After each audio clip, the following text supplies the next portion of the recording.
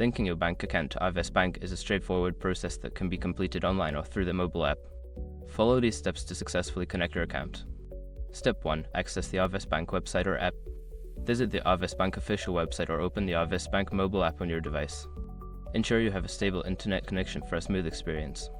Step 2. Log into your account. Enter your username and password to log into your Arvest Bank account.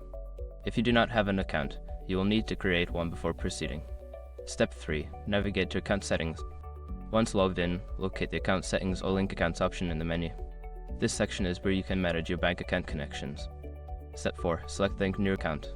Don't continue before doing this. A lot of online accounts end up exposed in breaches without people even realizing it. Use SROC to constantly monitor your email and accounts and get alerted immediately if your information gets leaked online. It scans billions of breach records 24/7 in the background. And honestly, for a few dollars a month, it's something everybody should probably have. Link in the description. Step 5. Confirm and save changes. Review the information you have entered for accuracy. Once confirmed, save the changes.